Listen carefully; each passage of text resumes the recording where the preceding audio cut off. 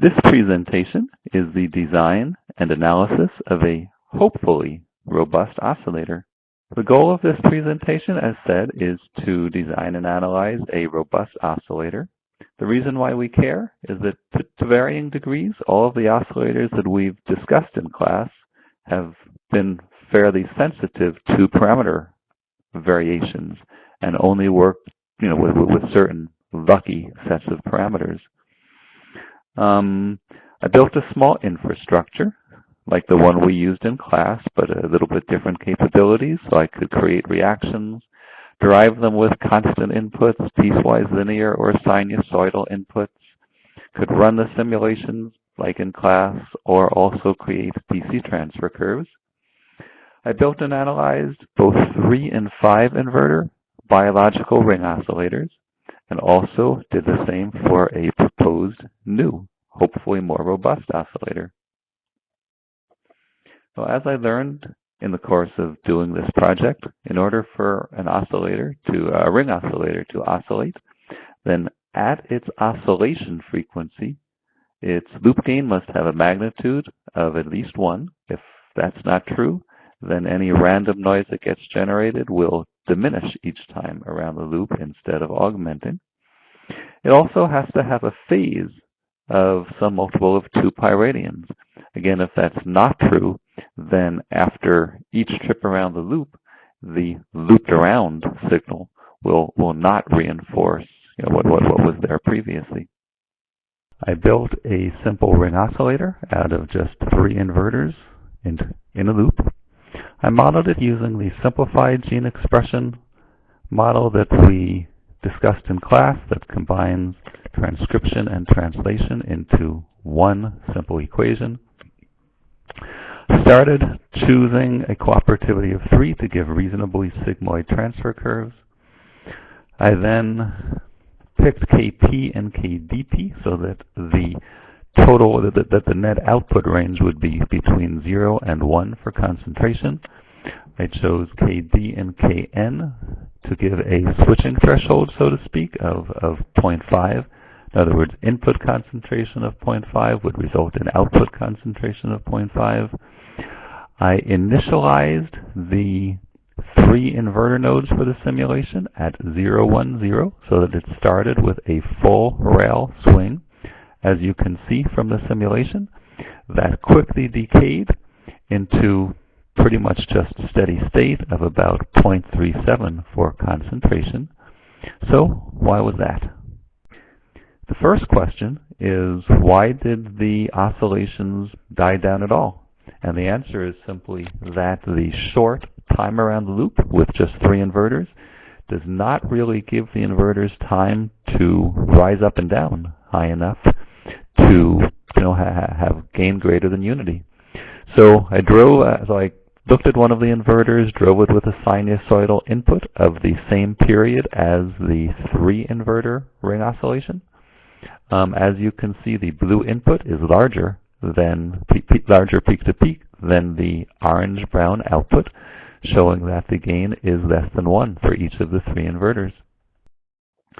The second question is, why did the oscillations die down to what turned out to be a value of exactly 0.37 concentration?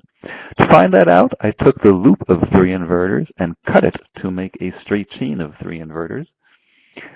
Took a DC transfer curve of that entire chain, that is in blue. You can see it, looking like an inverter transfer curve because it is 3 inverters. I also drew a line with a slope of 1. The intersection of those 2 is exactly at 0.37, which thus is the value where the output of the 3 inverters would have exactly the same concentration as the input. So if you connected them up as a loop, that is the metastable, or unfortunately in this case, stable point. The next thing I did was build a 5 inverter ring oscillator just by adding 2 inverters. It magically worked. Very nice oscillations. You can see that I initialized it with all of the nodes very close to 0, but they very quickly diverged, and the divergence amplified itself until it was essentially full rail oscillation. that too has a easy interpretation in terms of the loop gain. So the fact that there are now 5 inverters in the loop means that the delay around the loop is, 5/3, a factor of 5/3 slower.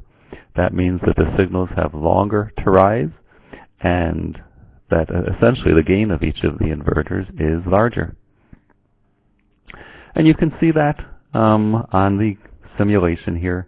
We see an input sinusoidal in blue at the now slower loop period, and the output in orange-brown is indeed larger than the input.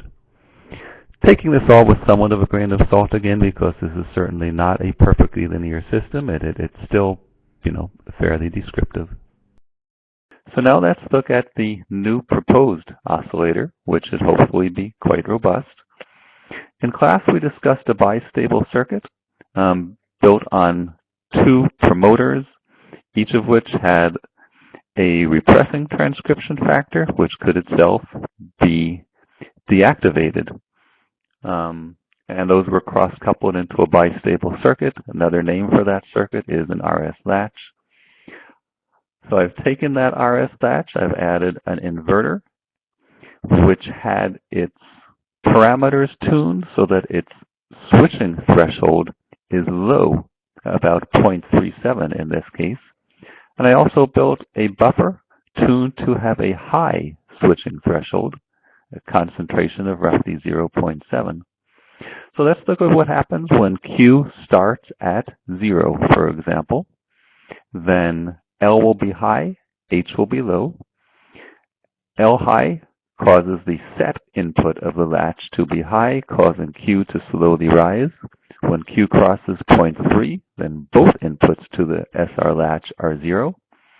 It stays in its bistable state until Q reaches about 0.7, at which H goes high and resets the latch.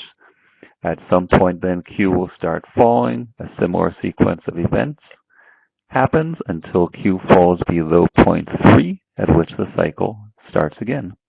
The reason this should be quite robust is that its oscillation is determined by switching points, and switching points are determined by affinities, which tend to be quite stable. Unfortunately, as you can see from the sim, it did not actually oscillate. It converged to a steady state of Q bar, roughly 1, H, roughly 0, and then Q and L stuck at mid-range somewhere values. So what went wrong? If we look at the values here, we see that with Q at 0.3, then H is naturally 0, and the reset is negated. If we look inside the RS latch, we note that the gate drive in Q is positive unate in S. It's essentially a buffer. So with that and the inverter, we've built a small 2-gate ring oscillator from S to Q to L and back to S. All ring oscillators, as we've shown, have a stable point, and with this one having a loop gain less than 1, we have found the stable point, and we sit there. A number of ways we could fix it. The easiest one is just to add a couple more inverters or buffers to add delay to the loop, which gives the signals time to swing more fully, raises the loop gain above 1, and everything works like a charm. Yay! A little bit of intuition, which is kind of interesting, that I just sort of realized very recently, is I think I've kind of reinvented the relaxation oscillator. The way that my oscillator is supposed to work is by taking advantage of 2 different switching thresholds, high and low, which essentially is acting like a Schmitt trigger. If I look again at the drawing for a relaxation oscillator, that too is really just a Schmitt trigger. Because of the positive feedback on A, when B is rising, it will see a higher threshold on A than when B is falling, which essentially is a description of a Schmitt trigger. So I've cleverly reinvented the wheel. If I had had time, I would have used a better model, which actually would have been very simple, and done good analysis of relaxation and Stricker oscillators. In any case, thank you for listening.